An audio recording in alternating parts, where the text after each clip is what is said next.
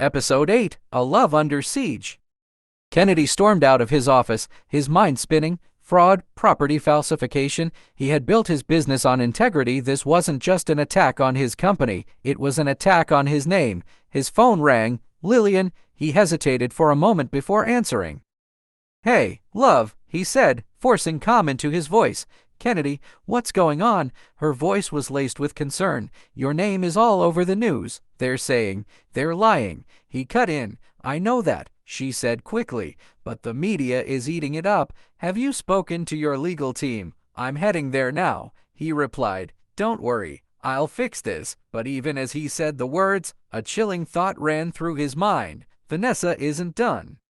An hour later, Kennedy sat in a high-rise law office with his attorney, Daniel. The older man pushed his glasses up the bridge of his nose, scanning the documents in front of him. "This isn't just a smear campaign, Kennedy," Daniel said gravely. "Whoever leaked these files has real paperwork to back it up." Kennedy frowned. "That's impossible. I've never falsified anything." Daniel slid a document toward him. "Then tell me why this deed has your signature on it." Kennedy's eyes widened. It was his signature, but he had never signed that deal. He felt the heat rise in his chest. "Vanessa, she forged my signature." Before he could respond, the office door swung open, and there she was, Vanessa, dressed in an elegant white suit. She walked in like she owned the place. A smirk played on her lips as she casually leaned against the doorway. "Hello, Kennedy," she purred. Kennedy's fists clenched. "Get out." Vanessa chuckled. "Oh, come on. Is that any way to treat an old friend?" Daniel looked between them, sensing the tension. "Miss Vanessa Okoye," she said smoothly, "and I believe I have a proposal for Mr. Okaru." Kennedy's glare darkened. "I have nothing to say to you." She stepped closer, placing a file on the table. "Oh, but you will, because I'm the only one who can make this problem go away." Daniel opened the file and skimmed through it. His expression turned grim. "She has an affidavit," he said. "If she testifies, she can clear you of all charges."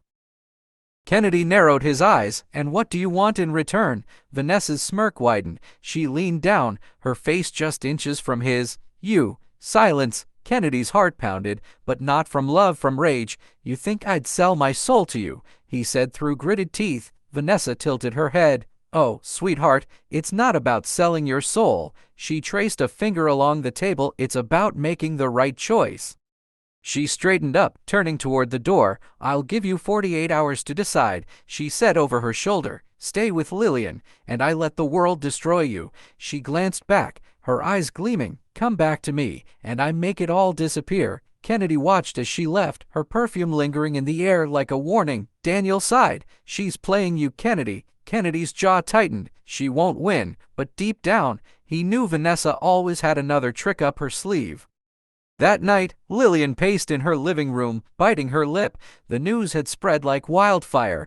Reporters camped outside Kennedy's office, investors were pulling back, and whispers of scandal were everywhere. She wanted to help him, but how? A knock on the door made her heart jump. She rushed to open it. Kennedy stood there, looking exhausted. "Come in," she said quickly.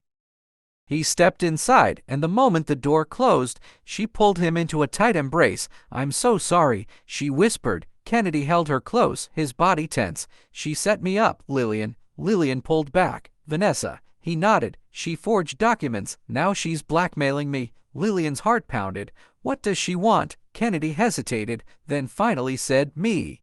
The word hung in the air like a dagger. Lillian felt a sharp pain in her chest. "She wants you back." Kennedy cupped her face. "It's not happening." "I told her no." Lillian searched his eyes, seeing the torment in them. She believed him, but doubt still lingered. "She won't stop, Kennedy," she whispered. "She's dangerous." "I know," he admitted, "but I won't let her come between us." Lillian nodded, but her heart still ached, because deep down, she knew Vanessa wasn't just a woman scorned. She was a woman with power, and she had just declared war.